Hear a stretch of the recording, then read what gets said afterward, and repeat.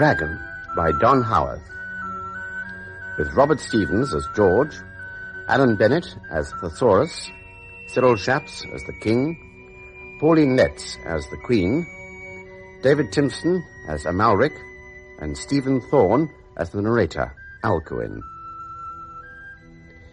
In the popular legend of St. George and the Dragon, St. George prevails in single combat, and the wounded dragon is led into the city and beheaded. But that is only one version of the story, and told, moreover, from only one side.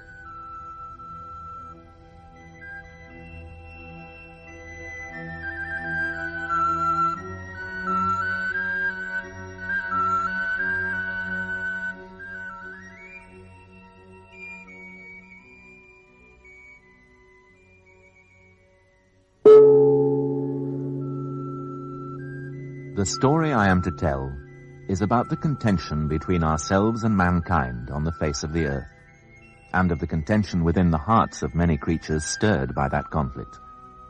It is above all about my brother Amalric, a prince of dragons, he whose valor, love, and honor in the end brought upon himself and upon mankind and upon our nation a fate unthinkable in the days when it yet lay before us, inevitable now, when after many years we look back.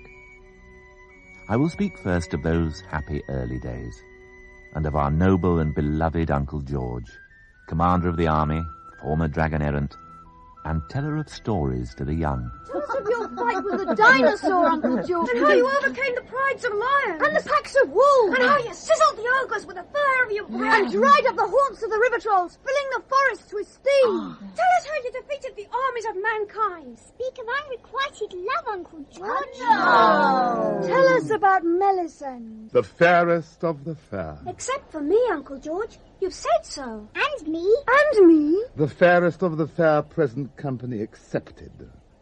Her eyes shone like the stars on a frosty night, and her scales... Her scales were the colours of the sunlight seen in a spider's web. And she walked with such grace that other creatures stopped to see her pass. And every dragon errant who passed that way would have ended his wanderings at her word. But although she was kind to all, she rejected all, because she was waiting for the dragon errant of her dreams. Who, alas, was not you, Uncle George. Who, alas, was not me. Oh, Uncle George. Why do you always ask him to tell you? You always weep. It's so sad and beautiful. Tell us about the whale. The wily whale? Oh, yes! He sought to lure me into his element and turn me like a Turtle in the deep-sea currents. Oh. And I sought to draw him close to the ice. Where you'd have breathed fire and made a fried fish of him. We matched our wits for days, watched by animals you'd never believe existed. Penguins and bears that are white, not brown, and seals like giant slugs that pop through the ice behind me. He once came in close, and I gave him a long, low blast of fire, as you might when fighting reptiles. A false move, Uncle George. A false move indeed. It melted the ice in front of my 4 feet, and I very nearly slithered into the sea. Careless, Uncle George. But you couldn't help it, Uncle George, because your thoughts were on her who had rejected you. Quite so, my dear. And in battle, one must concentrate at all times, however. I was ready for him the next time up. I stood well back and let him have a blast that singed the hump of his spine. You didn't finish him off, Uncle George. No. In the nature of things, we could not get to grips. We parted on as even, quite good friends. He blew up a spout of water, which I hit with a blast of fire, and a great cloud formed, which sprinkled the white bears and the penguins with snow, and then passed on across the ocean to the tropical forests, where its rain made the bluebells grow to the height of turrets erected by mankind. Oh. But you still had a broken heart, Uncle George. Very much so, my dear. I took counsel with a very wise dragon, the Queen's cousin, Thesaurus. Oh. Tell us about Thesaurus. Well, as you know, he's a recluse. He lives in the mountains alone, bad, Uncle George. And not all was in the same place, because although he's very much opposed on ideological grounds to breathing fire at enemies, he sometimes does it absent-mindedly and sends his own lair up in smoke. But he's very clever and can understand other creatures. And what is most unusual, he has a friend from mankind whose name is... It's a funny name, but nice, tame creature. Uncle George, don't talk about Hermit. You were telling us about unrequited love. I beg your pardon, my dear. That, of course, was what I had gone to consult Thesaurus about. Go on, Uncle George. Imitate Thesaurus. Well, George, it would seem to me that you could hardly accept a permanent emotional bondage, since as a dragon errant, certain things are required of you, to wit, to engage in endless combats, to perform gallant and good deeds, without defining too closely what may be meant by these words, and in the course of your peregrinations to form what are known as attachments. Now, what was it you were asking? What does that mean, Uncle George? I don't really know. I will now speak of mankind. Mankind is puny, but large in numbers, and they scurry about driven by a passion to change the appearance of the creation. They fell woods, raise fodder, and erect cities. They greatly favour straight lines. The walls of their lairs are straight, and perhaps because there's no comfortable hollow to support the curve of their backs, they don't sleep long at night, seldom in the day, and never hibernate as we do, which makes them bad-tempered, so that they frequently shout and flail at each other. They grow their fodder in lines.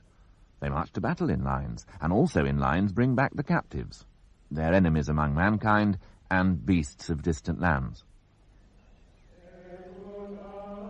Sometimes they arrange themselves in lines and shuffle behind a man in a long robe who holds aloft a plank bearing the figure of a dead man without a robe. Perhaps that man inherited the robe from the hoisted man, Uncle George. Well, yes.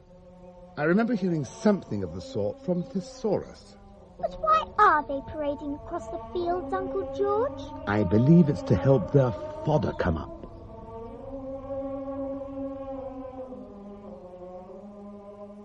I'm able to speak with some knowledge about mankind, because in those days we dwelt within sight of the city, a peaceful arrangement whose origin was explained by my father, the Dragon King, to myself, Alcuin, and to my elder brother, Amalric. When I was young, only shortly after the beginning of time, the great battle was fought between the dragons and the armies of mankind. In which Uncle George played a distinguished part. A most distinguished part. We prevailed, but the great forest of my father's kingdom was desolated by fire from the mountains to the sea. Fodder would never grow there again. So we set forth to find a new kingdom. And when we reached this forest, we stopped. It is, as you know, not perfect. It lacks a broad river, and its buttercup meadows are few.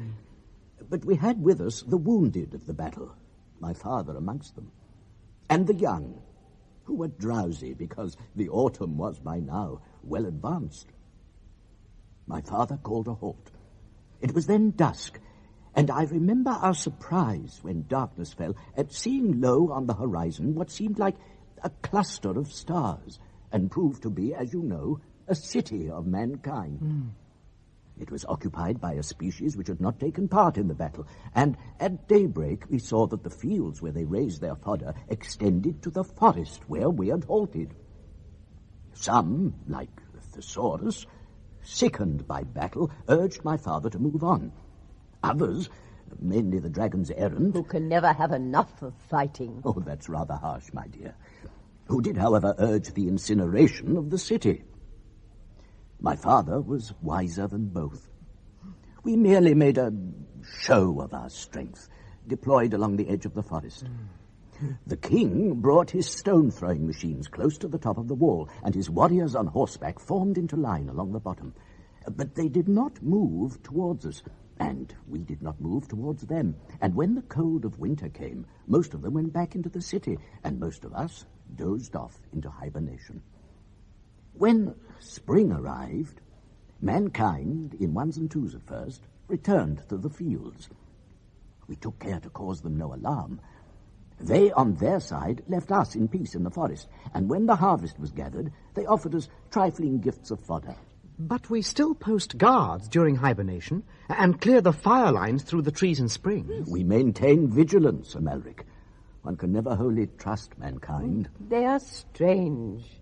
Alone of creatures, they destroy their own kind and forever seek a dominion over the world, which their puny strength makes absurd. But that urge to conquest contributed fortuitously to the accommodation we reached.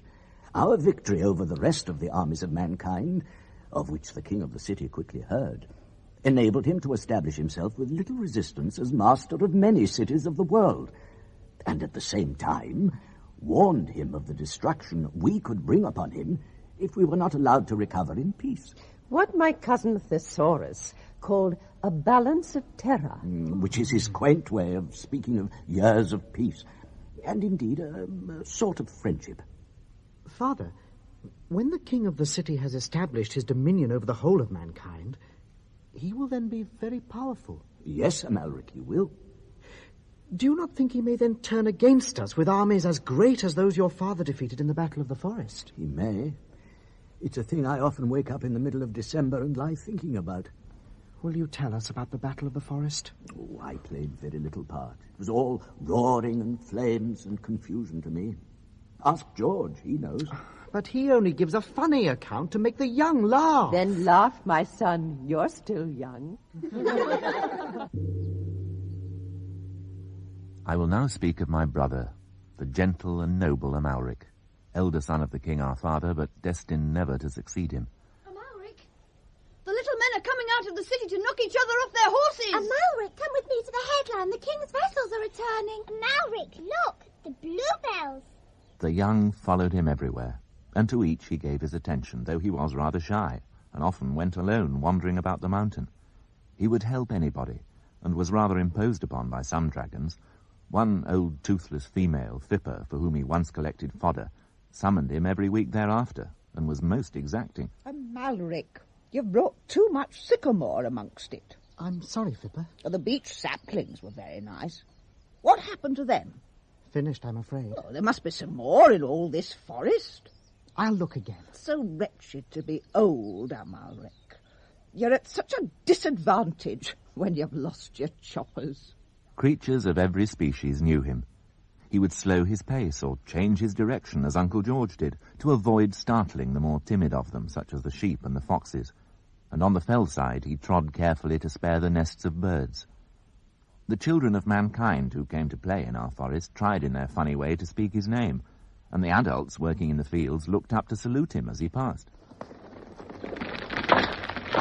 Bodies, shove him over the river, like Uncle George! Get clear of the tree! These fights began one day when Uncle George called Amalric out to help in his comic demonstrations of overcoming wild pigs and river trolls, or vanquishing the armies of mankind. As Amalric had grown in age and grace, he'd also grown in strength and swiftness. He could turn like an eel and strike like a serpent, and although he couldn't yet breathe fire, he gave Uncle George a good contest in flameless combat. Because of their good nature and the pleasure each took in the other's craft, they seldom lost their temper, but their struggles would flare ferociously, alarming us lest they kill each other. Stop him! Stop him! That's enough, Amalric! Well done! Thank you, Uncle George. Good fight! Amalric, I do not approve of all this fighting. I'm sorry, Father. It is most unseemly to come to your mother bleeding and with branches and bracken in your scales. I beg your pardon, Mother. And that's another thing, Amalric. You have become excessively courteous. I beg pardon for that too, Mother. No one holds the dragons errant in higher esteem than we do. We are much in their debt for our past victory over mankind and the security of our present kingdom. It is not a suitable career for a lifetime. I do not have an ambition to be a dragon errant, much as I admire them. Well, there you see, my dear. I told you. Any young dragon of Amalric's age becomes fond of frisking around. Except that Amalric is extraordinarily good at it, and might easily be misled into... No, Mother. I shall not be misled. I understand my duty to the kingdom, and I understand it is not my fate to become a dragon errant. You will be a better king than I. I am sure not, Father. I was, as you know, quite young when my father died from the effects of his wounds, and the duty of establishing this kingdom fell upon me. I had travelled nowhere except to come here from the old kingdom. I'd seen nothing except the terror and the desolation of the battle against mankind. I am limited and rather dull, which is why dragons errant seldom stay long here. They do not stay because you are too prudent to make war and too formidable to be attacked. This is the fairest of kingdoms, Father. Oh, all right. Thank you. But the points I wanted to make, proceeding in my usual plodding manner, were first to ask for your reassurance about this dragon errant business. Which I most readily give. And then to say that before you do your time in the army, you should broaden your experience by a journey across the face of the earth. There are a number of diplomatic visits I should like made. George would be the best emissary. Marvelous. He has, unlike the errants we were speaking of, settled down and stayed at my side ever since my father's death. He has applied himself most assiduously to the construction of the defences and the training of the army. But, of course, in any old errant, the wanderlust stirs. And now that peace seems assured, as far ahead as we can reasonably see, I intend to release him to make this journey for his pleasure and for the instruction of yourself and your brother Alcuin. I will now speak about our journey across the face of the earth.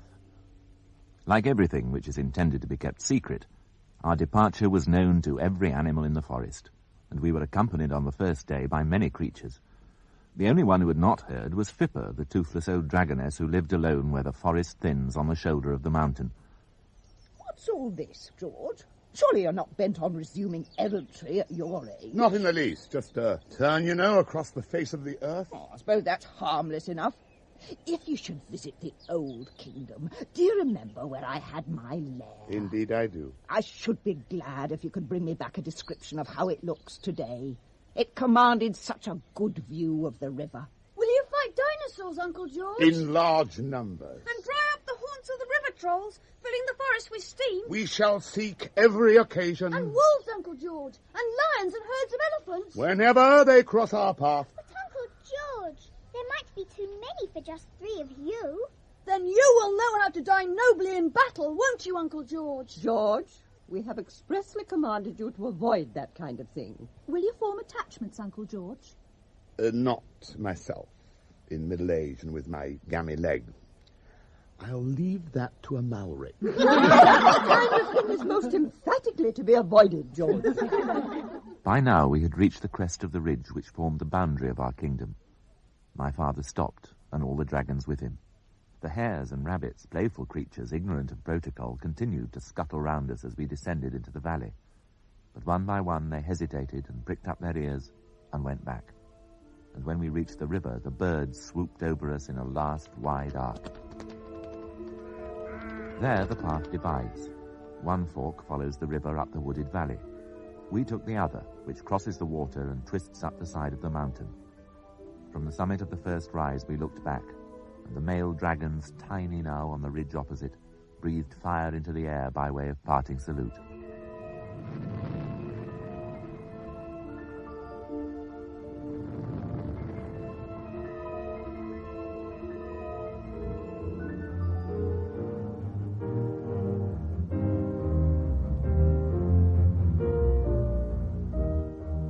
We climbed on, round the shoulder, and up into the clouds.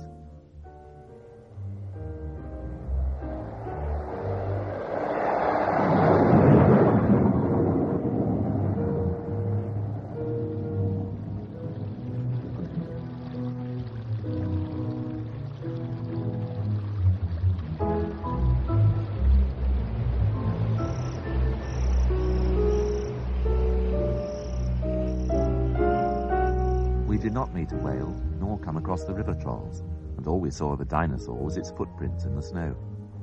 We had several alarming encounters, but Uncle George avoided combat, often by simply turning aside. One day, wild boars came to the edge of a forest we were skirting. A snout would poke through the undergrowth and withdraw as we approached. How many would you say we have on our flank, Amalric? Large numbers.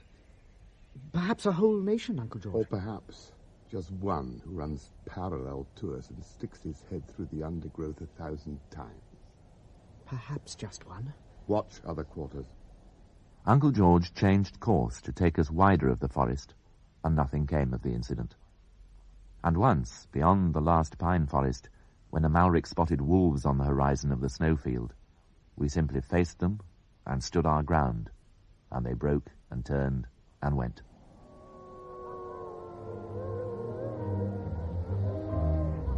We turned also, and resumed our journey across the face of the earth.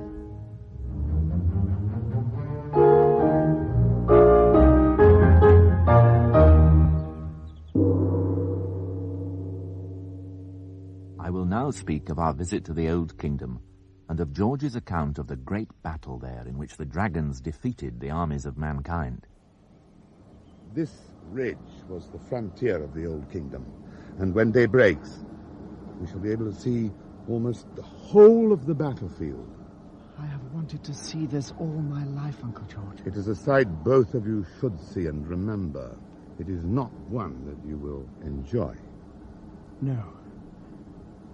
I have never quite understood why the battle developed on such a scale. When the sun comes up, you will see the broad river which stretches the length of the horizon, from the foot of the mountains to the marshes near the sea. There was a shallow crossing place approached through the forest by a wide swathe of open ground. And though it lay in your grandfather's kingdom, mankind had crossed the river there from the beginning of time. But then the emperor of mankind, not the king we know in the city, but an earlier one from elsewhere, had conquered the greater part of the world. He must have been very powerful, Uncle George. Indeed.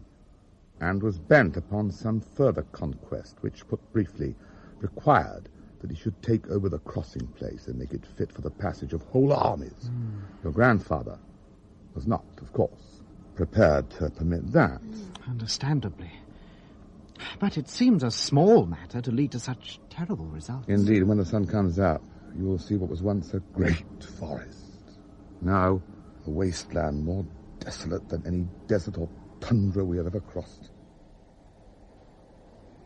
Dawn struck the river and crept first across a broad beach of sand, and thence across a great forest of young trees from which thousands of birds rose singing into the sky.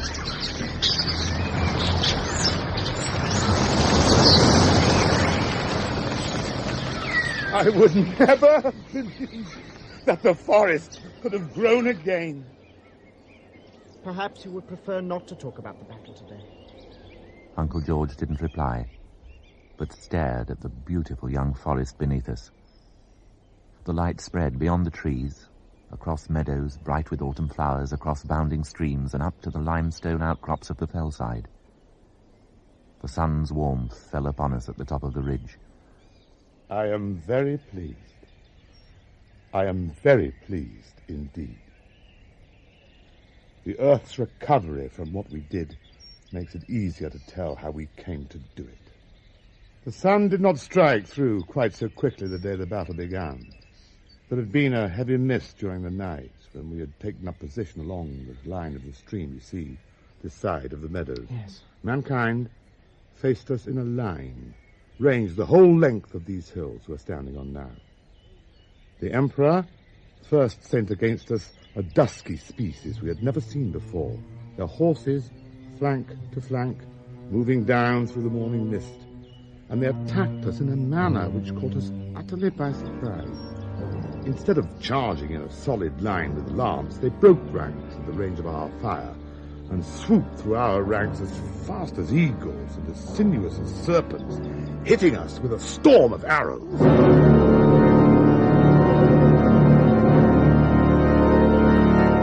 Uncle George. Then, as we became more competent in coping with their charges, covering the ground with roasted horses and mankind. The mist cleared, and we saw new armies coming over the ridge. They were of a pink species, and they brought up great machines for firing stones and giant bows for shooting iron. Like the king has round the city walls? Exactly, but larger and in enormous numbers. They concentrated the fire of many machines upon small sectors of our line. Then, threw the shrieking riders through the gaps. We lost many dragons. And at nightfall, we withdrew into the forest all along the line. But did that not limit the dragon's use of fire? It did, but it deprived mankind of the best use of horses and catapults. We had a good day striking them down or roasting them with short blasts as they tried to penetrate between the trees. Why then did you fall back all the way to the broad river? It was Kogan's intention that we should. Every night he gave up ground we had fought bitterly during the day to defend, and he deliberately weakened our centre by moving many dragons, of whom I was one, out of the battle completely. Huh? For days we listened to the fighting and watched the reinforcements of mankind pouring over these hills, idling away our time on the river bank far to the south. And the whole force was thrown against the dragons on the beach. Well, now we've called it a beach, but at that time it wasn't sand as it is now. It was a solid river bank, and there were trenches in it made by the river when it was in flood. It was, in fact, more defensible than the meadows, though of course they could use their swift horses to some degree, and their machines pounded away day and night. Many dragons perished, and the bridgehead shrank. Oh, Uncle George. Then Kogan made his long-planned move. He threw in the reserve he had formed. Some swam upriver and reinforced the defenders on the river bank. The rest, much the greater part of our force, marched a short distance inland and swung into the forest, where at daybreak we linked up with the force Kogan had formed north of the battlefield. The whole army of mankind, the Emperor himself, all their machines, all their horses, the whole array of their power on earth, except for a few ox carts gone to collect boulders, lay in a narrow belt of forest between us and our forces on the river bank. We set fire to the trees. The wind at our back sent the flames roaring into the armies of mankind. Those who did not perish in the trees we finished off as they emerged on our side or attempted to cross the open beach on the other. But then, in the very hour of victory, fate exacted as the price of their annihilation the destruction of our kingdom. The wind, freshening and cruelly changing direction, drove the flames inland and set the whole forest ablaze. We came up this hill with the hares and foxes and lesser creatures scuttling at our feet in thousands, and escaped horses running wild, and the air black with startled birds. And from here, we watched the kingdom burn.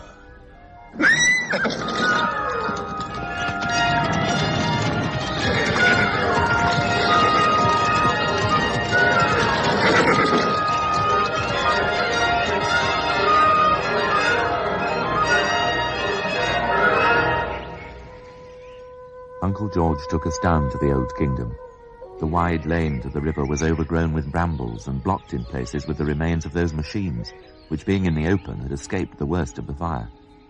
Bright fungus grew on the fallen beams, and moss covered the heaps of boulders beside them.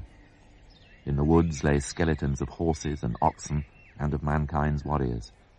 Flowers grew from charred skulls.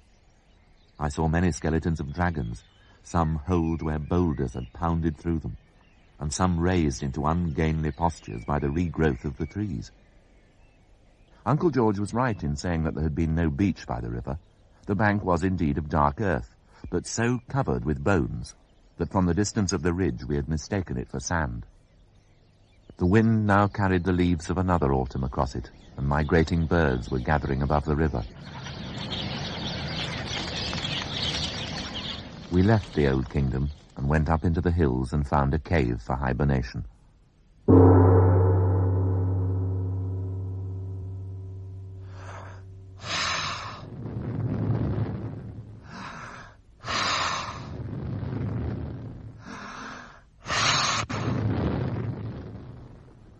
When I awoke in early spring, a Malric was already out in the snow, breathing fire at branches and icicles.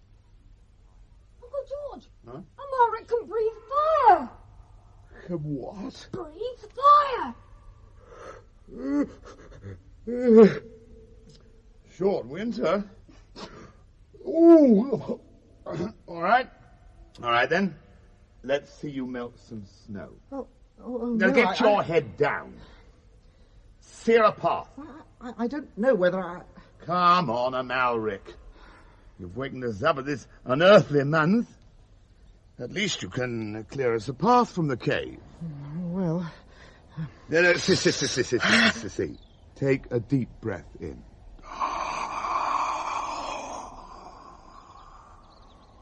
Compose yourself and...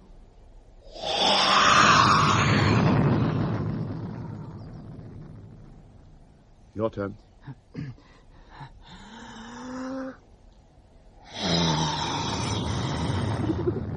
Better. Again.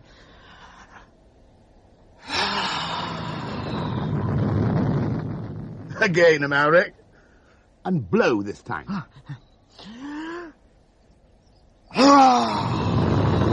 That's better. Let's go. We'll play a trick on Thesaurus when we get there. We'll melt all the snow outside his cave. Thesaurus. Wakey, wakey. Rise and shine. What? George? George? You've overslept, Thesaurus. Possibly. But is that sufficient cause, George, for this outburst of rowdyism? What brings you here this time? Broken leg or a broken heart? Neither, Thesaurus. But what about yourself? I'm grieved to see you laid up in the middle of summer. The middle of summer? Look. Oh, the snow's gone. Oh, what am I to do, George? I had matters to cogitate upon. Then you must cogitate at the double. I'm afraid, George, there's nothing in thought analogous to a forced march. Oh, dear. I'd promised to return to the valley by April. A wild boar is expecting me, and my friend Hermit... I think you might, Thesaurus. Come outside. I see. This is Amalric and Alcuin, the sons of the king. And this, my young friends, is a prank which for a former errant is of surpassing subtlety. I must congratulate your father on having appointed as your instructor a dragon of such delicate sensibility. Anyway, we'd better descend to the valley. There's no fodder up here. It was a most delightful walk down through the snow and the young bracken and the budding wood. Everywhere animals and birds came out to greet Thesaurus, and he spoke to all of them in their own tongue, but often forgetting their names and using a wrong one, which caused the amusement of an often repeated joke. Of course, I really only know odd words of theirs, and I suspect a great deal of their pleasure arises from the grotesque way in which I pronounce them. But as you see, we do have some understanding, and they only banish me to the nippy heights above the tree line because, of course, I represent a fire hazard. But fire in anger I never have cause to breathe. Not in recent years. Well, not in recent years. Now, that's Herbert's place. That garden where he raises his fodder and flowers was as steep as any part of the hillside when he came, and all those great steps, which are called terraces, he made with his hands, apart from a few at the bottom, which the wild boar and I helped him to scoop out when we saw what he was up to.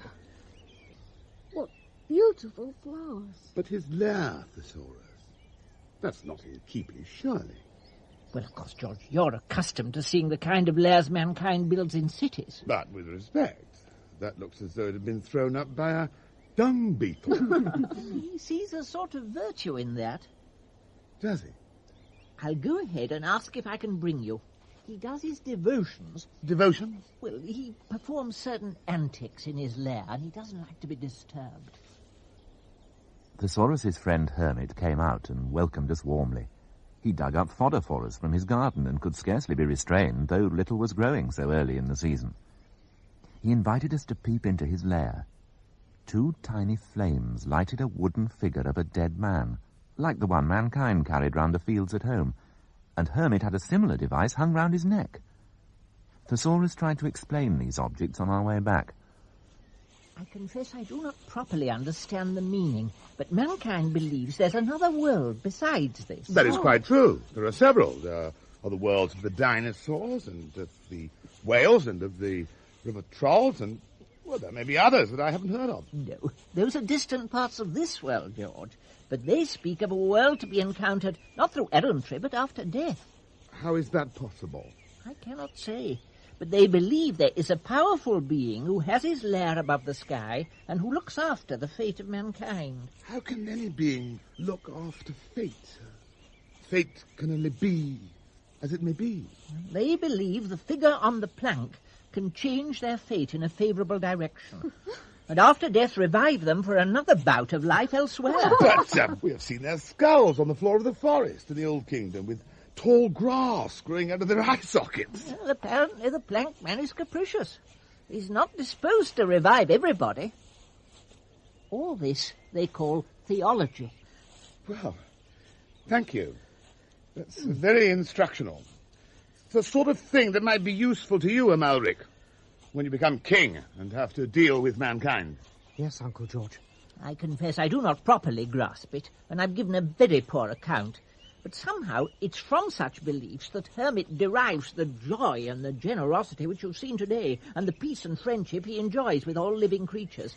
This apparently is enjoined by the plank man. But the pink species of mankind carry these planks into battle. I often cogitate about that, George. I do not know. But this one of mankind, Hermit, is as dear to me as any dragon. He is most agreeable. And it seems that the plank which guides them to war guides him to peace. I've been thinking over the king's invitation, George. I think I should rather like to come back with you for a visit to the kingdom. Oh, marvellous. Everyone will be delighted.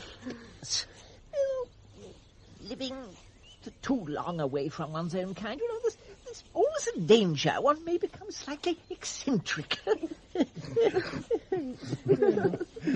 You're not pressed to start for a week or two? No. Because Hermit especially wants me to meet a man like himself who'll be passing this way. Does he also live alone? Yes, but not at one place. He's what's called an itinerant preacher.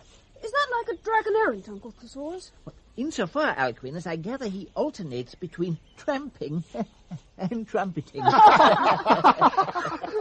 he joust with whales and form attachments? That I don't know. I think it's unlikely, at any rate, that he jousts with whales. As it happened, we saw Hermit's friend arrive, watching from the top of some rocks. He passed beneath without noticing us, a compact little creature wrapped up in his thoughts. We were greatly surprised when we found out he had indeed come for a joust. On the day we'd been invited to meet him, we heard on approaching the menacing voices of the two of them upraised in Hermit's lair. They were fighting. They knocked over the plank figure and extinguished the little flames.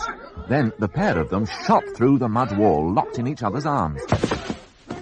They rolled over, kicking and flailing, bouncing down the terraces, flattening the flowers and the growing fodder until they hit the stream at the bottom. Rising from the water, the itinerant preacher spotted us watching and fled in terror. Hermit was sitting head down with his back to us. Thesaurus quietly lifted some dung from a heap and patched the hole in the wall of his lair.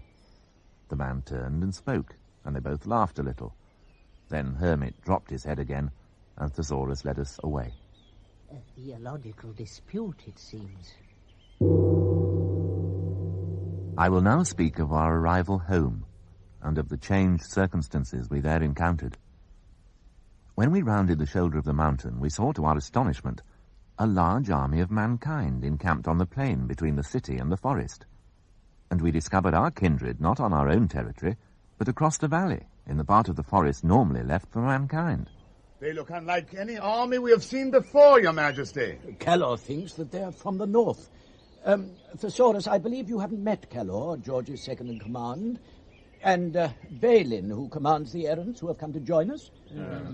They are most extremely uncouth, these warriors, with raucous voices and great manes like lions, and so ignorant of custom that they came banging and shouting in the forest and awoke absolutely everybody out of hibernation. Callor's guards quickly flushed them out of our forest, but even on their own ground they behaved in such a rowdy way that everybody was up and about early, and we ate all the young shoots at first growth.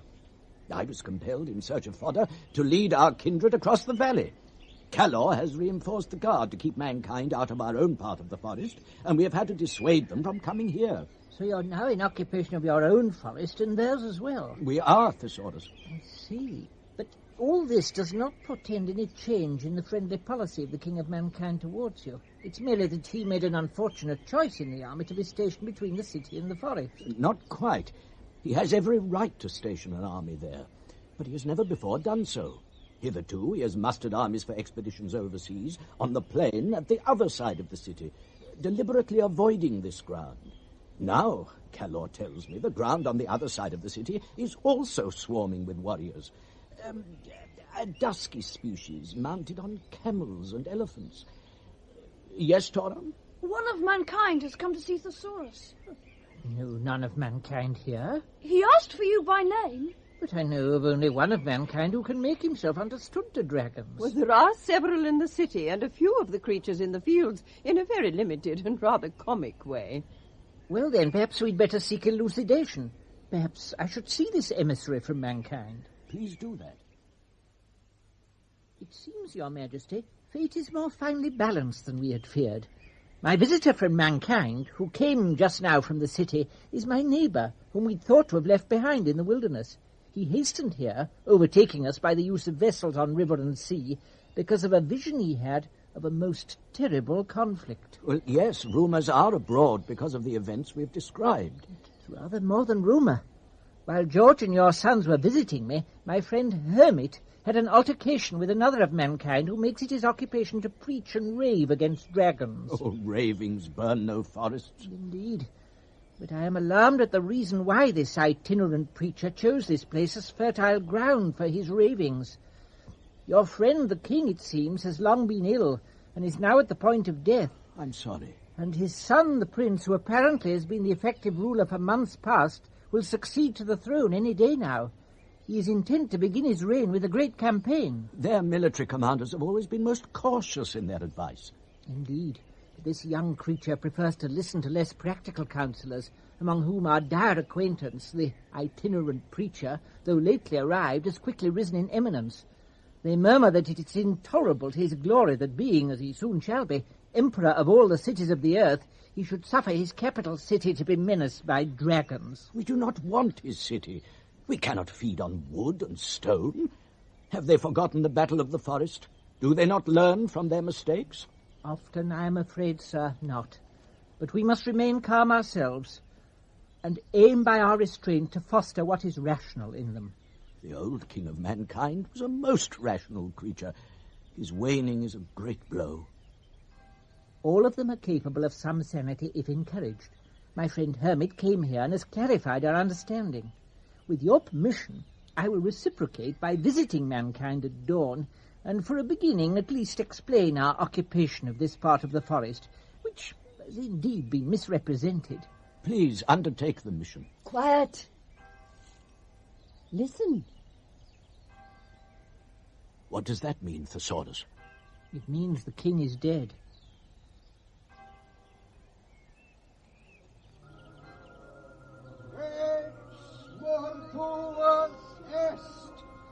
Vivat Rex!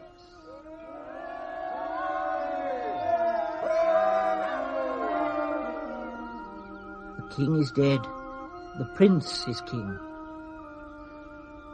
George, resume your command forthwith. Have the army stand to. May your mission, Thesaurus, be favoured by fate.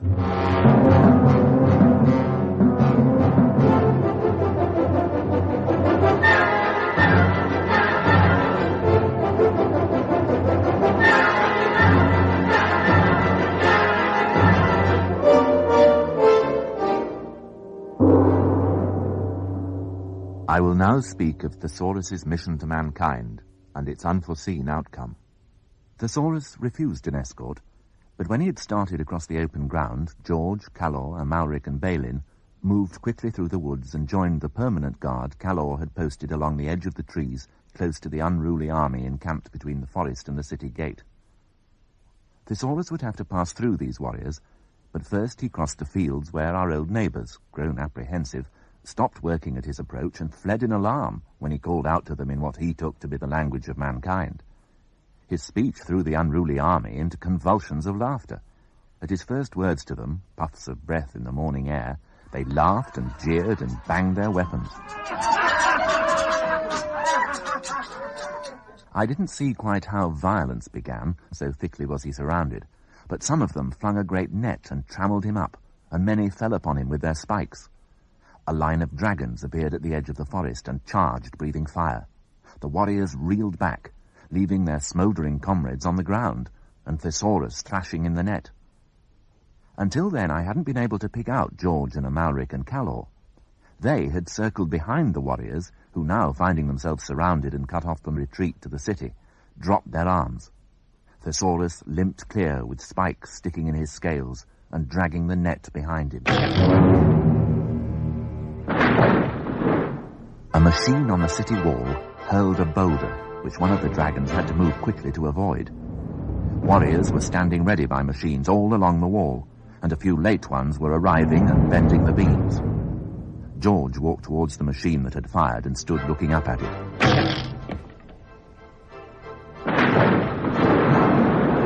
A boulder struck quite close to him.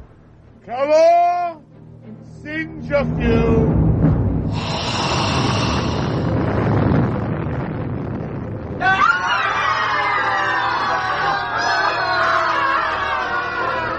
George had not turned from the machine to see flame hit the edges of the surrounded army.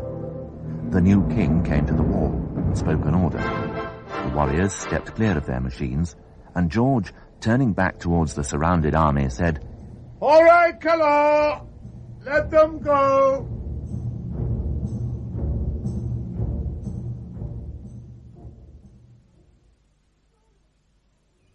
Thesaurus, do join us. How are your poor wounds? Mere pricks, ma'am. Except I've lost the use of one ear, and I'm obliged to turn my head to catch what's said in a way which may cause strangers to consider me eccentric. However, your mission seems to have done the trick, if not quite in the manner we foresaw. Well, yes. The new king this morning withdrew the warriors from the plain on our side of the city, and George confirms your friend's information that he has shipped the unruly army some distance away along the coast. But at the same time, sir, they have not removed the excess of war machines from the walls. Their dusky armies with elephants and camels remain encamped on the other side of the city. And of course, the army whose edges we singed could always be shipped back. But given this concentration, George, he would hardly have been able to disperse it in the few days since you chastised him. We must be patient. The young king foolishly committed himself to banishing us from the site of his capital. He now has to find a way of retracting without injury to his pride or power.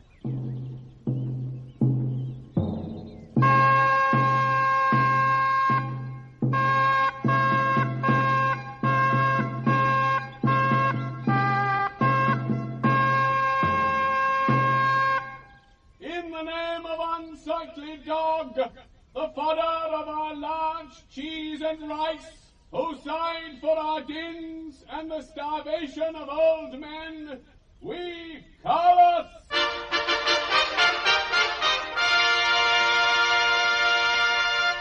Defender of the Wraith, Imperator... Within a few days of the skirmish, the king of mankind had made known his wish to parley with my father on the plain between the city and the forest, and his retinue had ridden out, watched by great numbers of mankind from the top of the walls and the towers and the roofs.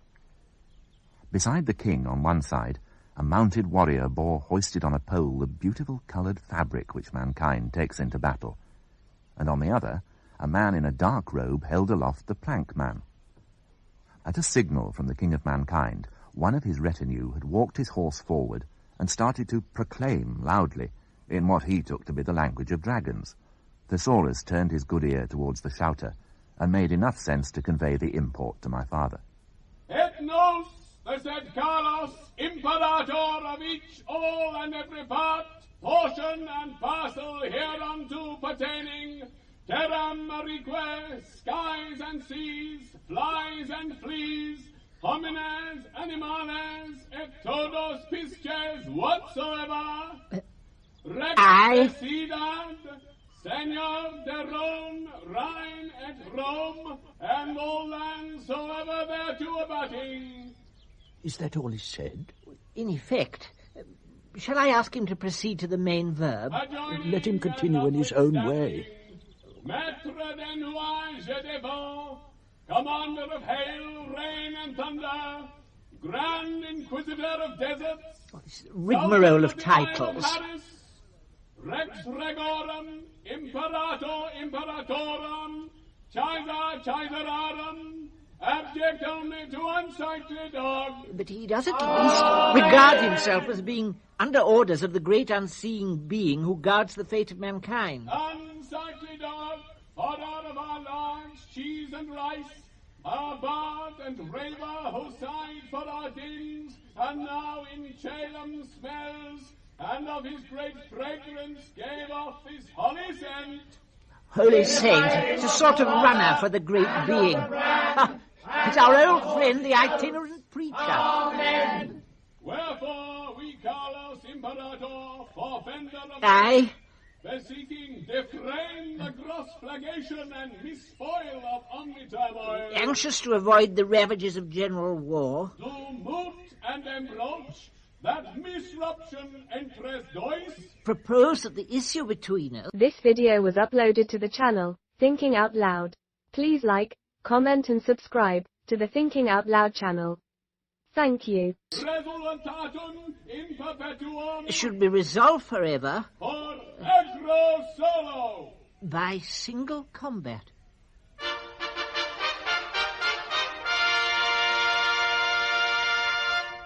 Wherefore we Carlos Imperator Rex Regorum forfender of the So I debauch en avant unser mais fealty in grappler present my most trusty champion, Sir Charge.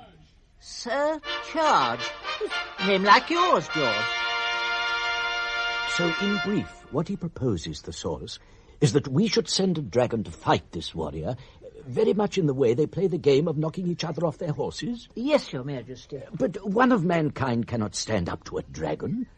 Was the king not at the wall when a mere detachment of dragons routed a whole army? He is persuaded that his champion will prevail because of the protection he will enjoy from the great being who guards the fate of mankind. What does your friend Hermit make of this? He has deep faith in the great being, but does not share their belief that he will favour this enterprise. What do they expect to be determined by the outcome? The victor will dictate his terms as a victor would in war. It's a game, but more sensible at least than warfare. And most importantly, it offers the king of mankind a means of avoiding the war against us for which he ostentatiously prepared. And which we, too, most dearly wish to avoid. Then, sir, shall I forthwith detail a dragon to roast his champion? Perhaps your majesty might offer the honour to Balin. Or possibly a Malric, your majesty. I'm not sure that it would be suitable for a Malric. Just a moment, please. We must not annihilate this champion in a puff of smoke. If we are to have a happy outcome, we must refrain altogether from vaporizing the poor chap, whatever he calls himself. Sir Charge.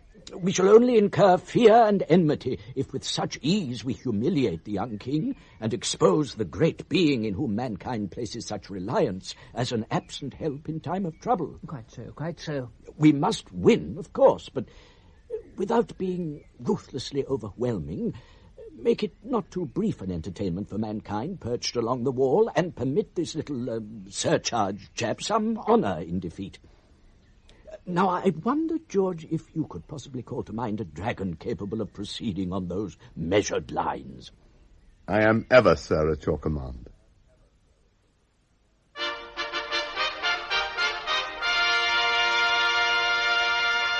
On the day of the contest, mankind thronged the wall top and the towers and roofs of the city, and the distant undulation of their voices rose into a great wave of sound. as Sir Charge rode from the city gate, attended by a retinue who bore aloft the plank and the beautiful cloth.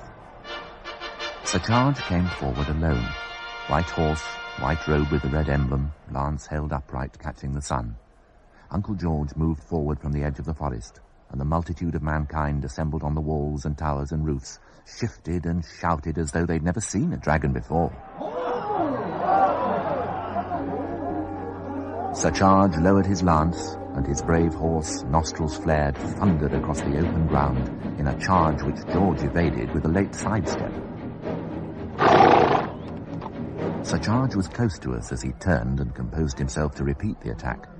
Horse and man together looked quite powerful, and I had a foreboding that it would be dangerous to allow the contest to go on for too long. George had moved into the centre of the ground, and Sir Charge, now with his back to us, rode at him again. Straight lines always, Calor said, and horse and man thundered at George as directly as though they'd been on a road. But all the time, George was moving slightly sideways across their line of advance, with short, beautifully judged steps, so that the horse, pulled into a tightening turn, stumbled, and the king's champion was thrown. George waited for a moment to avoid disrespect, and then, as though excusing himself, walked away towards the city wall.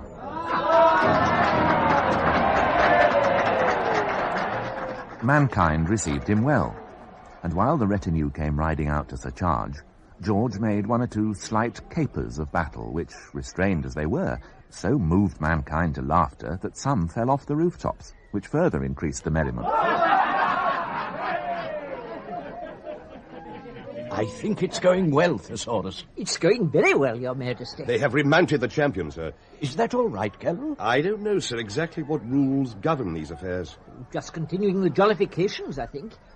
And certainly the mood had quite changed. George had rapidly become a favourite of mankind, and we, for our part, admired his brave opponent, whose retinue remained on the field in the clear expectation of having to set him on his horse again. The combat entered a phase of skirmish at close quarters near the palisades, part in jest and part in earnest, it seemed, like the set-tos between George and Amalric when my brother was younger. George did not, of course, breathe fire, nor did he parry with heavy blows, but when in a quick moment he saw his opponent off balance, he couldn't restrain himself from striking with his flank, knocking over the horse and sending the champion flying into the moat.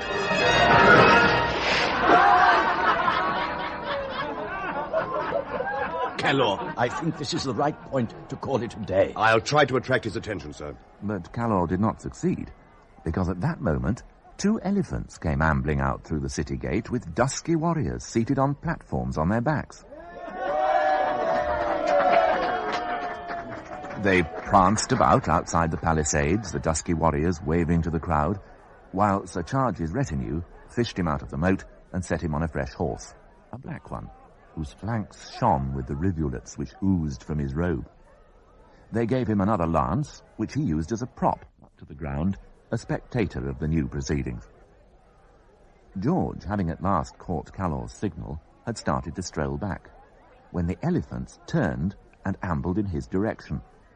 The dusky warriors gleefully hurled a shower of javelins at him, 2 of which stuck between his scales. George responded with a beautifully controlled breath of fire.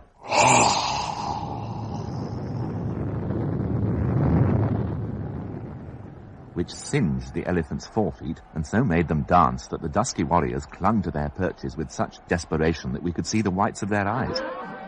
The elephants calmed, and their warriors now began to show their skill, manoeuvring their beasts to counter George's sinuous movements, and after that first shower, reserving their javelins for the best striking positions. I think, sir, we should move out and make it clear the proceedings are over. Yes, but not yourself, Calor, and not in force. Send one of your younger dragons to George, with my command to return. Grendel, you heard the king's order. Yes, sir. George really should not joust with pachyderms at his age. He can give them a proper blast of fire if he needs to, ma'am. But Uncle George obviously didn't intend to. He had fulfilled with his good nature and skill in combat his mission of restoring friendship with mankind, and it would have been contrary to his purpose and character to have spoiled a pleasant afternoon by incinerating his opponents. At that moment he increased his popularity by evading one charging elephant and side-swiping the other, so that several of the warriors on one beast, thrown off their aim, flung their javelins through the warriors on the other. Sir Charge sat clear of his retinue, his back turned on their shouted exhortations, and concentrated on preventing his horse from shying whenever the elephants lumbered in his direction. Nobody took much notice of him. Uncle George and the elephants fought a most engaging contest, and the dusky warriors endeared themselves to mankind, and indeed to us, by their cheerful enthusiasm for the contest, even though several of their number now lay on the ground. They had got 2 more javelins into George's hide, and he was tiring. He was moving more slowly, standing off for longer, and his permanent limp was now conspicuous. The contest had moved quite close to the city gate. I await permission, Your Majesty, to move out and end the proceedings. I have sent him my command, Kellor. Even so, sir. I await your permission to move out. At that moment, while everybody looked to my father, the contest ended. George stepped aside as the 2 elephants charged. They met head-on, and the collision flung the warriors high into the air.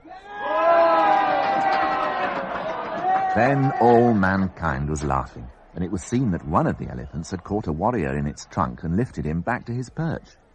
The other beast, which had had the worst of the collision, was reeling about, which added to the jollity, and the surviving warrior made gestures of salutation to Uncle George, to ourselves, at the distance of the forest edge, and to the hosts of mankind, some of whom, now the fun was over, began to slither down from the roofs and towers. Sir Charge rode in fast from behind and drove his lance between George's scales. He's down.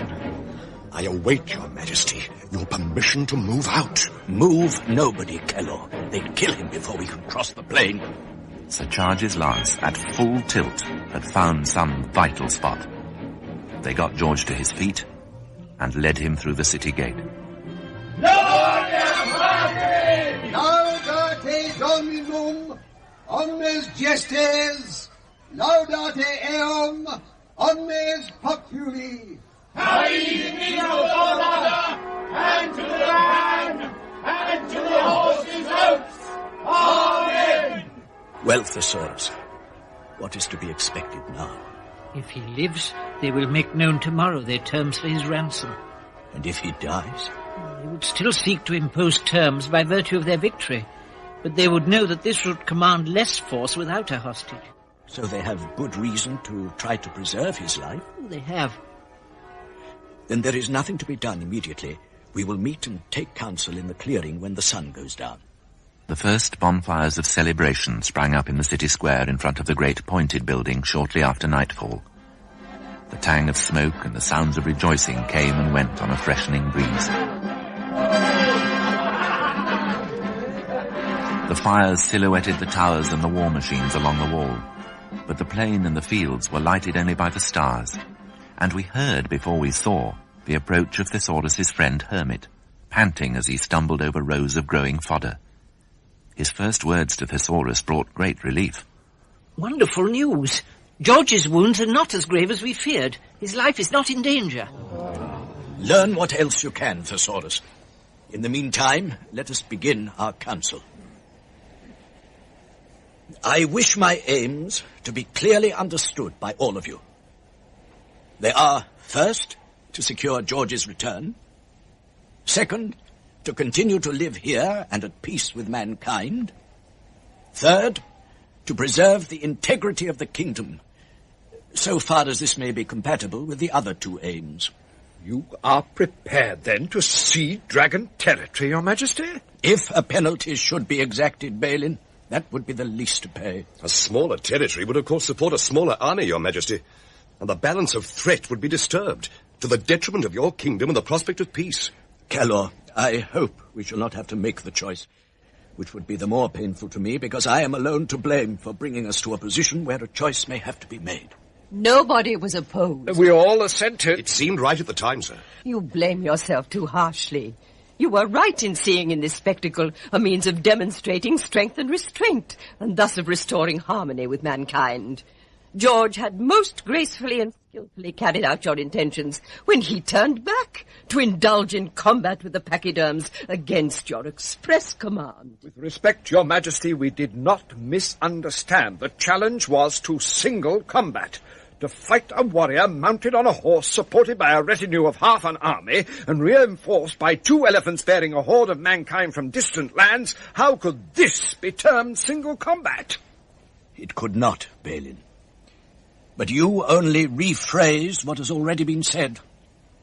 By remaining in the field and engaging these further rivals, however genially, George accepted, by implication, the legitimacy of their intervention. I doubt whether it would have occurred to him quite those words, sir. Surely, Father, there can be no doubt that he did not accept, by implication or otherwise, to be felled by an unheralded charge from the rear. Certainly he did not. Exactly. The contest ended when the elephants collided and the surviving warrior held up his hand. Mankind was slithering down from the towers and rooftops. They knew the joust was finished, and Uncle George knew it was finished. In combat, he would never neglect any quarter.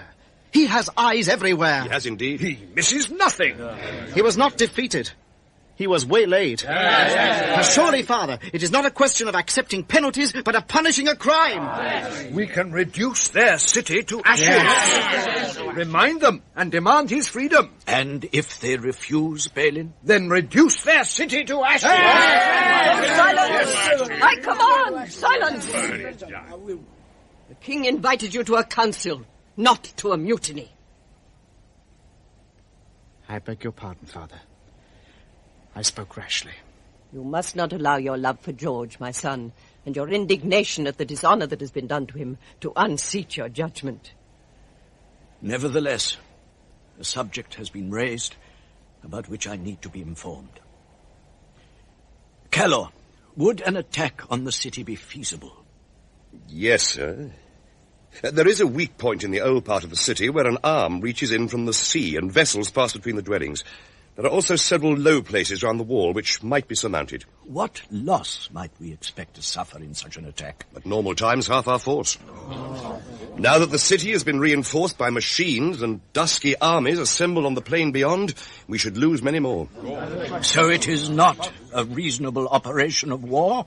No, sir. But if any harm should befall George at their hands... Yes, Balin. Then, sir, it might become a requirement of honour. It is a contingency we trust will not arise, and which we must do nothing to provoke. Thesaurus, don't hang about in the shadows. Have you learned from your friend what is happening in the city? Well, they're celebrating a victory, which the itinerant preacher and his like tell them came about through the unseen hand of the great being. They wash the feet and kiss the robe of the preacher, and he promises them boundless victories against dragons. How much is the king of mankind now influenced by him? Well, Hermit says not greatly. The rout of the unruly army the other day was the first encounter the king had known with dragons, and very salutary. As he said in his challenge, he saw the joust as an alternative to general war, and the military leaders who served his father have from the beginning urged peaceful courses upon him. My friend believes they are now pressing him to use his victory as a means of displaying magnanimity, of waiving ransom and thus re-establishing friendship. Then what do you counsel, Thesaurus? None of mankind is permanently sane. Some are permanently demented, but most are sane and demented by turn. It takes little to unhinge them, and the day's events have deranged the common populace. They will return to reason. Those who tonight shout hatred of dragons are the same who this afternoon cheered poor George in the contest. We must not allow ourselves to be provoked, and we must permit time to pass so the phase of reason may return. And George, then, would remain their captive during the period of returning to sanity? Yes. In what danger does he stand? None. My friend saw him. He was being cared for out of sight of the celebrating populace. Then we will wait. Calor, keep the army stood to round the edge of the forest. Yes, sir. But make it clear that no one is to move further except at my express order. Yes, sir. For yourself, Calor, would you and Balin please consider what might be done to rescue George if events do not develop as we hope? By now, the light of the bonfires in the city was visible through the trees, even from the clearing, and as we returned to the edge of the forest, the noise of celebration swelled. The breeze carried away the smoke of the bonfires, and we could see the towered city as clearly as by day. Mankind was scampering about the roofs as though, having climbed there in the afternoon, some had formed a permanent attachment to elevation, like the apes. Several fell, one into a bonfire, sending up a shout of sparks and laughter. They really are demented. They are, Balin. Did you speak, Amalric? I was saying to Calor, Father, that their warriors have remained by their machines along the city wall. That is to be welcomed. At least their army remains under discipline. What's happening now? They seem intent on getting half the population to the roof of the pointed building in the city square. They're hauling each other up on ropes. What sort of rite is this, Thesaurus? None I know of, sir. Just part of the general roistering. Somebody threw more wood on the bonfires, making smoke which obscured our view. It blew clear long enough for us to see another tumble of men landed on the roof, and the ropes flung down again. The warriors have left the machines. Are they quelling the revelry, Keller? I do not know, sir. Maybe that the clerics frown upon their swarming on the roof of the pointed building.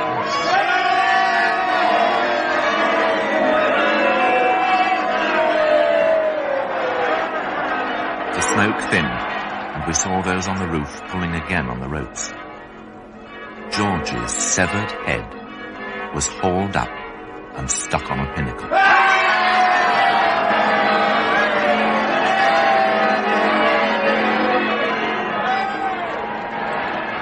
Calor, make no move. Order all to stand fast. Kydon, repeat the order down the line. Everyone to stand fast. Your errands, Balin. You are clear about the order? I am clear about the order, sir.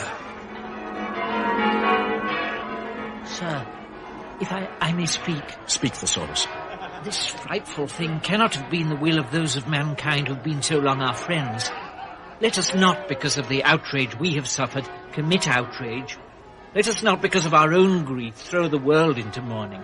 I hear you, Thesaurus. Amalric. But Amalric had gone. We saw the fire of his breath hit the palisade in a shower of sparks, once and then twice more. The palings caught light and broke about his shoulders as he crashed through. Then he was across the wet moat and we lost sight of him in the darkness. They will kill him too now. Your Majesty. I have given my order, Kelor. I will speak if and when it is to be changed. Warriors, with the crowd swarming behind them, had returned to their catapults and were firing boulders into the dark, dry moat between the break in the palisade and the wall. Archers in the towers fired arrows whose flaming tails cut across the smoky light of the bonfires. More distant machines were slewed round until everyone along the whole section of the wall was pounding the small area where Amalric had broken through. Then they ceased, and in the silence we heard only the distant crackle of the neglected bonfires and our own breathing.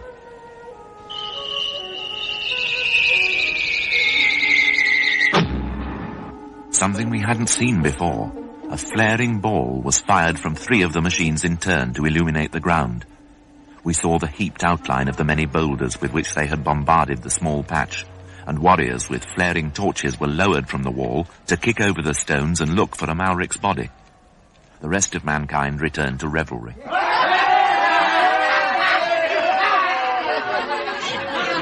It was now very cold, and a stiffening wind whipped up bonfires which had been dying in many parts of the city.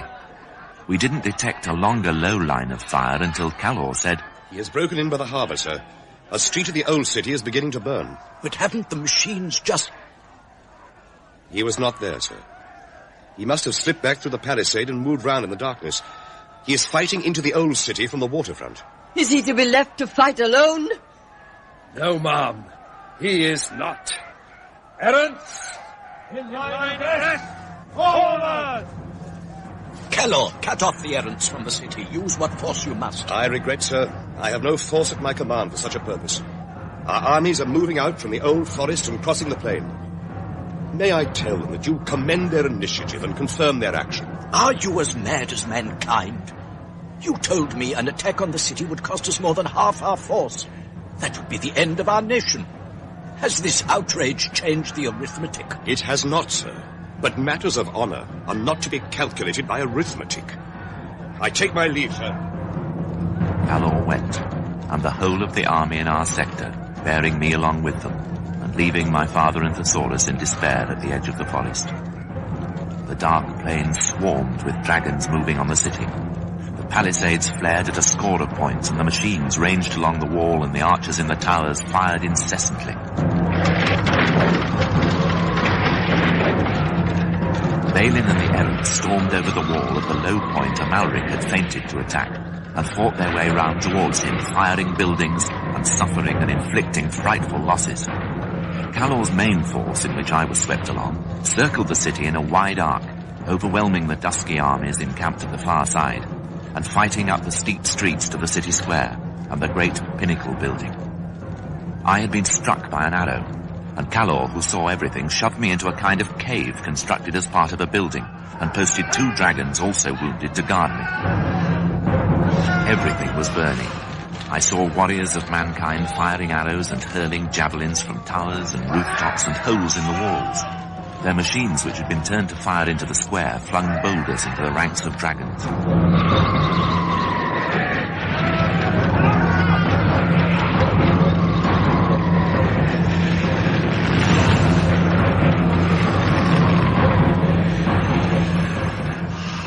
Drowsed by pain, I would fall into a sort of sleep and awaken. Creatures occurred in a random way, as they might in a dream. Once, when I opened my eyes, I saw a dreadful melee of mankind hacking with weapons and dragons striking with bared claws.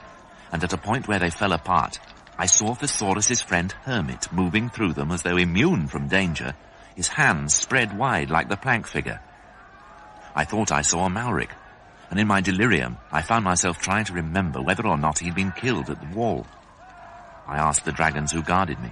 They've killed a lot of us at the wall. They're paying for killing a lot of us. But then he broke into the old city. It was he who set it alight. We set the whole lot alight. That's what we came for, to set it alight. In another moment of awareness, I saw Thesaurus, and I knew that he hadn't been killed, but that there was some reason why I should not expect to see him here.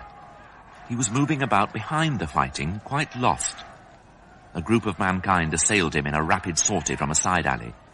He endured their blows, but then his temper snapped, and like a creature gone mad, he tore into them with his claws, heedless of their weapons, forcing himself deeper and deeper into their ranks, trampling over the slain. Hermit stood before him, his arms outstretched. Thesaurus felled him with a single blow. He stood still, it seemed, for quite a long time. Then mankind fell upon him and he offered no resistance. Uncle Thesaurus! Uncle Thesaurus! He can't hear me. Can't do yourself think in this din. It's his ear. His wounded ear. Whose ear? Thesaurus. He's deaf in one ear. Thesaurus sank, and a wave of mankind's warriors swept across his body.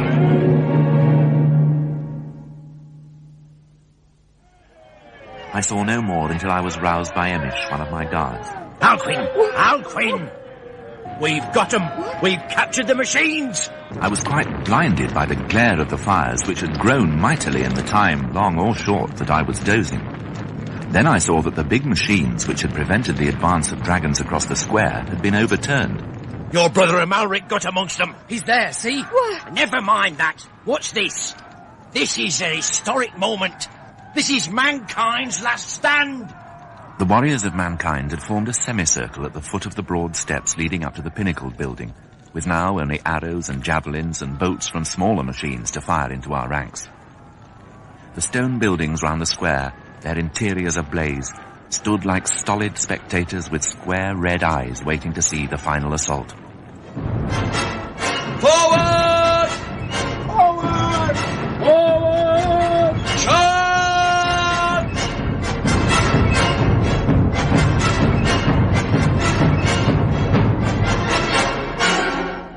The whole force of dragons swept forward, and mankind was forced to retreat through the great door of the pinnacle building.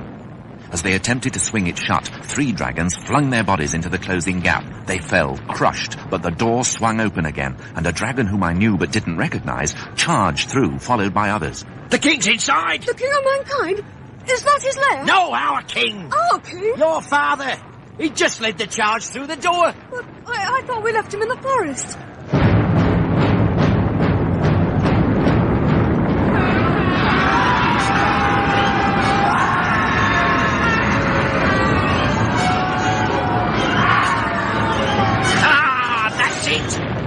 the last of mankind incinerated in there. Flames leapt through the apertures in the walls, and the dragons who had fired the interior tumbled down the steps. They rose. One was indeed my father.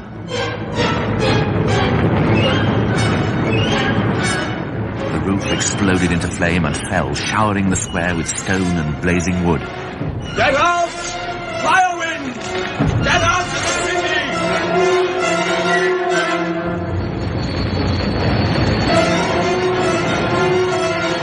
The howling wind drove sparks and burning embers high through the streets. Round the square and all over the city, fire belched out to join fire. Come on, young'un, get out!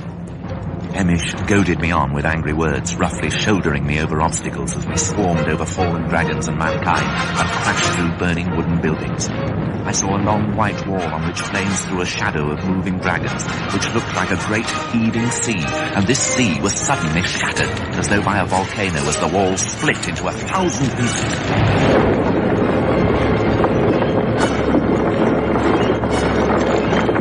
Some of us escaped through the gates, some at breaches in the wall, but many were killed leaping from high points. Many were caught by the fires which had now become one, towering high above the city, whipped up by the wind and drawing in a greater wind of such fury that we were knocked over on the plain below. I saw great pieces of buildings and the bodies of mankind and dragons sucked high into a single mighty fire which reddened the clouds and illuminated every horizon around, mountain, forest and sea.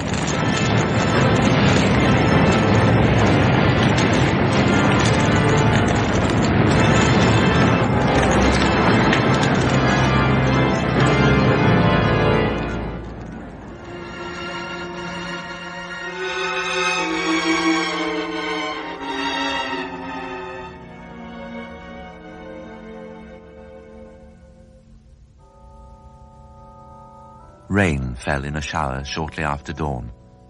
A fine grey ash lay over field and forest. The rain didn't wash it away, but instead brought heavier particles which the fire had flung into the atmosphere. There was no flame now over the black ruins of the city, but a column of dense yellow smoke, and round the walls a pall of grey smoke denser than fog.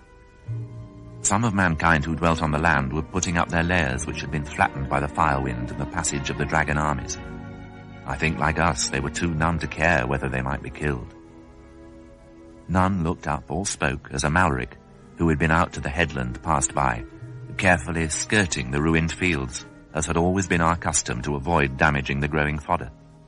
There were several vessels standing off the estuary, Father, but they turned as I watched and sailed towards the horizon. Thank you, Amalric. Do you think they had arrived from overseas, or had they put out from harbour before our attack gathered force? I have no means of knowing, Calor. I think we can take it, Your Majesty, that they won't return. Very well.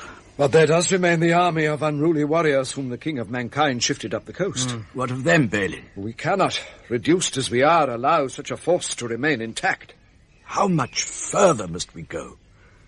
My subjects, such as are left of them, are not errants thirsting for endless combat. Of the errants whom I had the honor to command in your service, only 7 are left to thirst for anything. Forgive me, Balin. I should need a number from your own army. Not many, if we strike early and achieve surprise. Calor? I agree with Balin, son. Then give him what you can.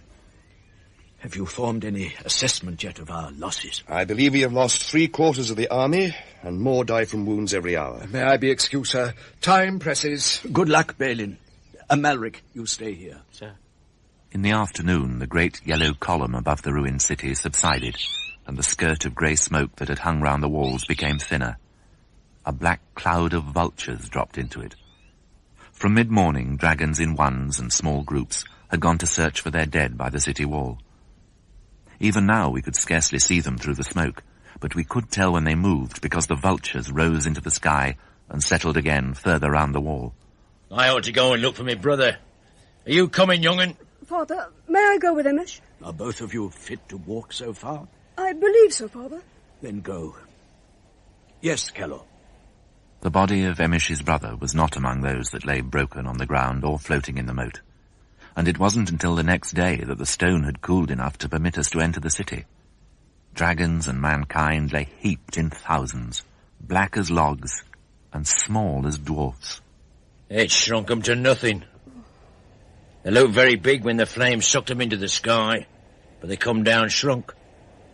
It's a good job we were near the gate, young'un. And for me that I had you to help me out. Otherwise we'd have been shrunk too. I'd have been shrunk to your size, and you'd have been shrunk to the size of a rabbit. We were lucky to be near that gate, and we were lucky that our wounds were bad enough to put us out of the fight, but not too bad to prevent us scampering away from a roasting. It was a lucky night all round. Only some walls remained of the great pinnacled building, but gold which had flowed molten from inside lay in a cascade from the gaping doorway to the foot of the steps. Now, what do you make of this, young'un? What is it?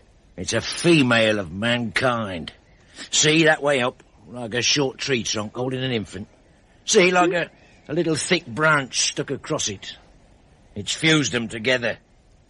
I could not pity these corpses, but their cross form evoked the memory of Hermit, seeking with outstretched hands to still the raging battle, and of the blow with which Thesaurus felled him in the bewilderment of his own last moments. Nah, don't waste your tears on 'em, young'un. They asked for it when they hoisted George's head up. It was a preposterous thing to do, hoisting George's head up there. Yes. I've heard that the King of Mankind was not for hoisting George's head up, or even for lopping it off, but the mob done it. Has your dad said anything about that? I don't believe he knows. And then the King of Mankind lived in a special lair, they say, with floors of coloured stone and sprays of water shooting up. Well, we never saw that. It must be in a different part of the city. Whatever it was, it's not there now, is it? No. Nor the King of Mankind. He'll be just another of these shrunken logs, but gold-plated perhaps at one end, with his crown fused on his head. I see. So let's make our way back. Shall we not look for your brother? No. You can make out the melted features of some of these shrunken logs. Well, if he's like that, I'd sooner not find him. No. I'd rather remember him as he was. Yes. He was just about your age, young'un, when we came to this kingdom after the previous dust-up. I have a clear memory of him then, and also as a handsome, grown dragon. That'll suffice. I will now speak of the address made by my father to our populace, to the widowed and the orphaned, to the wounded and the well, to the remnants of the army, and the last of the errants.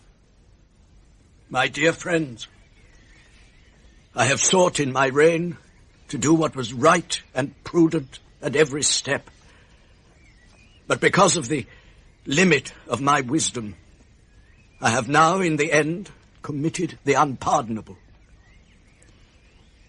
My father, who led us here, enjoined upon me a policy of peace. He had lost a kingdom, sacrificed half our nation, and destroyed 1 million of mankind for the sake of a dispute about a river crossing. Forewarned by what I had seen, and strengthened in my resolve by his words of self-rebuke, I have nevertheless repeated his error for the sake of a dispute which began with even less substance. That's too harsh a judgment altogether, sir. It is indeed too harsh a judgment. I know it is not your wish, my lord, to apportion blame, but events were brought about firstly by the madness of mankind, and secondly by the indiscipline of your subjects, who contravened your expressed commands. I myself joined in the battle I had forbidden, and so did the wise and gentle Thesaurus. We were all swept into the culmination of this disaster, as though by the fire wind itself. We might perhaps have avoided this particular succession of events, but we should not have avoided the end. That was inevitable when we chose to dwell in proximity to mankind. But we stopped here in the first place because we could go no further. And thanks to your wisdom, we lived in growing amity until in their sudden dementia... Precisely. This dementia is in the nature of mankind. Thesaurus, who loved them, knew it well, and had forebodings in our first days here of what has come to pass. We have all, at some time, felt these misgivings. It was my duty, once we had rested, to lead you to a safer place. And my failure to do so was no less an error of judgment than that of the new and inexperienced king of mankind in bringing on a battle which has destroyed his world. I crave such pardon as you can find in your hearts to grant me. Thank you, but you do not know the full consequences. We must leave this kingdom. But we won the battle. We extinguished mankind. And we did it according to plan. It's their territory we've got to singe in this time. Keller, would you explain? Yes, sir. It is true that we destroyed the armies the king of mankind had assembled here from all parts of the earth. And Balin, as you know, has just returned from destroying up the coast the uncouth warriors who started the trouble. We believe there is no remaining army of mankind within reach of us. There may be none left on earth. Why should we leave, then? Because we can't be certain. It was, at one time, part of our folklore to speak of the Battle of the Forests as one in which all the armies of mankind were annihilated. That was rather an overstatement, since you have just had to annihilate them again. However, if enough of mankind does still exist, they will not allow this, once the greatest city on earth, to remain undisputed. If they should return in numbers, we ourselves are too few to defend this territory. Then why wait for them, sir? Send out scouts to find them if any remain, and descend with sudden force, just like Balin did, and wipe them out. That greatly appeals, Emic. But even if there were armies within reach, we could not be sure of catching them by surprise and in the open. They could escape beyond our pursuit in their ships, or they could take refuge in their fortified cities, which, since we shall never again attempt to force one by assault, could only be taken by long sieges. We would, in a word, reduce ourselves to the endless warfare which, through a flaw of the brain, is the lot of mankind. We must not be drawn in. We must get away from them. But they breed so fast and scurry about so, Your Majesty. Where might we go that's free of them? Inland. Thesaurus said, and all the much-travelled errants agree, that mankind lives only close to the sea or along broad rivers. The great interiors are inhabited only by creatures with whom we can live in peace. We should get away from mankind. That's right enough. We don't want to stay here now with memories and the stink that blows from the city. But it's what you might call an ironical fate, isn't it, sir? When we won the battle with such glory, to have to retreat now as though we'd lost it? That is the final penalty of my misjudgment. I will make what amends I can by leading you to a new kingdom, as I should have many years ago. And when that is done, you may well wish to replace me. My abdication will be at your disposal. I will now speak of the fate of my noble brother Amalric. I commanded you, Amalric, to reflect upon your action. And I must now warn you of the grave import of your reply. Thank you, Father. I am filled with remorse and sorrow at the grievous harm I have brought to our nation. At my despite of the long patience of your peaceful purpose, and at the hurt I have caused to be inflicted on mankind. The wider blame is mine. Others, more mature than you, were no less insubordinate. But you, Amalric, are heir to the kingdom, and yours was the signal act. Which I regret with all my heart. But if I had the choice again, I would not do other. Knowing the consequences? I do not believe that matters of honor can be resolved by weighing the consequences. Have you weighed the consequences of your forthright answers? I am content to accept my fate. Which again is honor's simple answer. I think without these simple answers, one would need the legendary wisdom of the great being in whom mankind believed.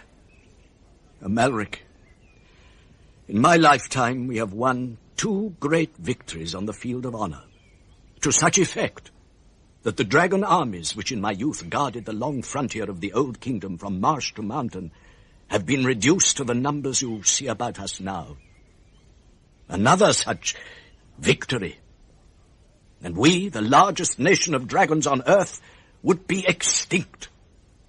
And perhaps some day, when our bones in the forest are powder in the grass, and our bones in the city crumbled with the fallen stone, perhaps then Creatures with a greater gift for survival would come to think that there had never been such things as dragons, and that we were, like the great being in whom mankind believed, a myth that never trod the earth. Honor, of which you are an exemplar and a victim, was a supreme virtue in days gone by, and indeed we must account it a virtue still. But it is one which our survival can no longer afford. You are not alone in possessing it, but in you it shines brightest. Your presence would keep it kindled and glowing in many hearts. And one day, in some rash and glorious enterprise, our nation would finally perish. I banish you, Amalric, forever. I will now speak in conclusion of the new kingdom we made deep in the interior, far from the wonted habitation of mankind. There is no great river in our new land, but many leaping streams rising in the snow of the mountains and sparkling cold throughout the summer. The upland meadows are bright with buttercups, and the breeze in the forest glades carries the laughter of the young. Several years passed after our arrival before the beauty of our new land began to brighten our hearts. We came in sorrow, defeated by victory, and my father, grieving for the thousands lost in battle and for Amalric banished by his will, grew more solemn. In the early years we worked at clearing fire lines through the trees, from dawn to dusk, and from the melting of the snow in spring until the last fall of leaves. Then, one autumn, our defences were completed, and we all stood on the rocks above the forest and saw the pattern of the great maze we had made. We can be confident we are impregnable now, Your Majesty, come what may. Thank you, Calor. Thank you all. And for the first time for many years there was a great cheer for my father, and his subjects formed an aisle, and he passed between them in honour as he descended from the rocks. They hadn't asked for the abdication he had offered, but they had borne his rule with bare civility through the years of drudgery. I had become closer to him, I and Calor, and Toron, my friend who long ago in our early years used to ask Uncle George sharp questions about the tall tales he told us. Toron, like Thesaurus of old, had picked up a gleaning of the language of other creatures, including that of a small gaggle of mankind, too few to fear, who lived a day's march from the forest. He came back with some strange tales. You remember Sir Charge, the mounted warrior who felled George? We remember, Toron. They have an absurd legend. They say that when the city burned, he was borne up by the fire wind on his horse, and now sits at the right hand of the unseen being who guards the fate of mankind. After a fashion. And if ever an army of mankind arises again, he will descend from the sky and fight with them. So one day, mankind may come at us from the sky. Well, we too have our superstitions. Like what? Oh, I don't know. But Toron did know, and changed the subject through tactfulness. Before our defences were complete, we were often alarmed by false rumours of the approach of armies of mankind, and a belief spread through the forest, arising I know not from where, that if they did come, Amalric would return. Among the young, his feat of breaking into the city alone grew to a legend that he had taken it unaided, and then to the belief that it was he who had held the river beach in the Battle of the Forest, which of course had happened before he was born. But the youngest generation of all had never seen a beach, nor a city, and to them, Amalric's name meant nothing. But we have enjoyed 20 years of peace, Alcuin, and we are safe now from attack. Yes, Father. Rather unexciting for the young, perhaps. Do they find life dull? I don't believe so, Father. The nation is reviving, Alcuin. Before you die, we shall have almost regained the strength we enjoyed before the battle. He watched our young dragons frolicking in the buttercup meadows, and the bounding squirrels, and a line of elephants which had followed us here, passing in the distance with their young. He looked beyond to the bastion of rocks where Calor's lookout stood guard in the shimmering heat, and he said, "It has turned out well, I think." "It has, my lord. You have remade our world with your prudence and wisdom." A few days later, and quite suddenly his body failed him, and his mind clouded.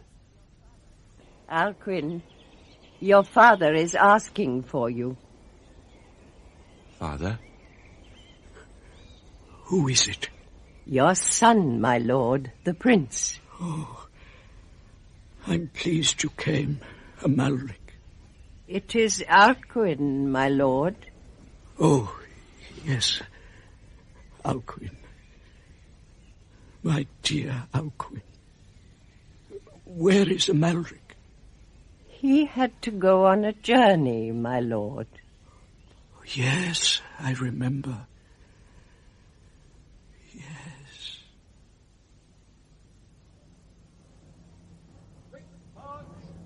Quick march! Amalric, by my father's permission, had remained with us in the forest by the ruined city for the few days between his sentence to banishment and our leaving for the interior. He said goodbye to nobody, but for everyone he had an apt word, and he left not with the army, but with those who walked more easily behind.